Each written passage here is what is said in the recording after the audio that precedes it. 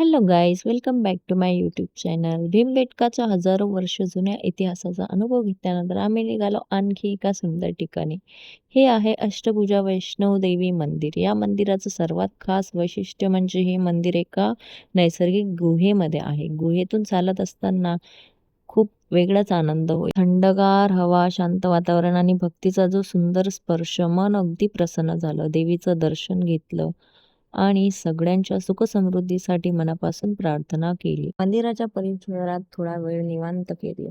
तिथे एक बाबा शांतपणे बसले होते. काही लोक मंदिर परिसरात काम करत होते आणि आजूबाजूला उंच उंच डोंगर, निसर्गाचं अप्रतिम सौंदर्य अजून खुलवत होतं. शहराच्या गोंगाटापासून दूर अशी ही जागा मनाला खूप शांत करणारी वाटली.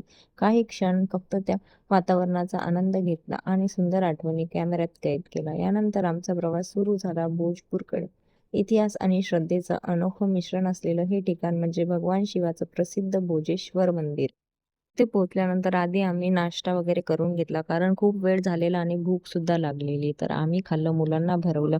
त्यानंतर पूजेचं काही सामान घेतलं विकत आणि निघालो मंदिरात जाण्यासाठी. जाताना इथे बाहेर प्रसादाची खूप सारी दुकानं होती आणि शॉपिंगसाठी खूप सारे स्टॉल्स होते. तर म्हटलं येते वेळी आपण छान मस्त शॉपिंग करू. मंदिराचा परिसर अतिशय स्वच्छ आणि सुंदर असा होता आणि खूप भारी वाटत होतं इथे आल्यानंतर. खूप जास्त गर्दी नव्हती म्हणून दर्शन लगेचच झाले.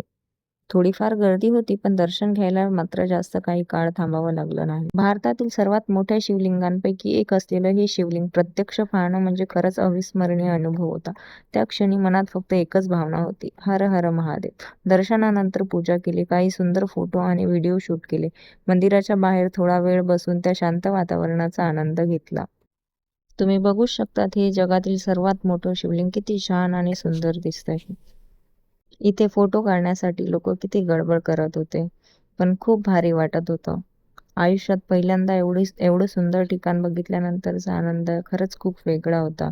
मी माझ्या मुलासोबत आणि नवऱ्यासोबतही थोडे फोटोज वगैरे काढले. त्यानंतर आम्ही नारळ फोडायला बाहेर गेलो, कारण आतमध्ये परवानगी नव्हती, त्यामुळे बाहेर नारळ प्रसाद खाल्ला. त्यानंतर बाहेर थोडीशी शॉपिंग वगैरे केली आणि प्रवास संपत आला होता, पण मन मात्र अजूनही त्या प्रत्येक क्षणात रमलं होतं. आणि मग या सुंदर आठवणी कायमच्या मनात साठवून आम्ही आमच्या घराच्या दिशेने प्रवास सुरू केला.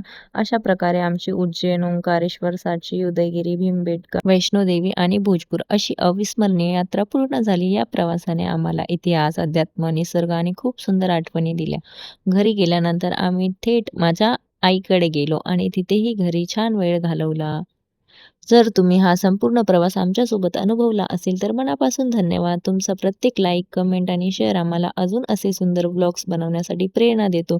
पुढच्या नवीन प्रवासात पुन्हा भेटूया. तोपर्यंत काळजी घ्या आणि जय माता दी आणि हर हर महादेव. चला, चॅनलला सबस्क्राईब करा. बाय.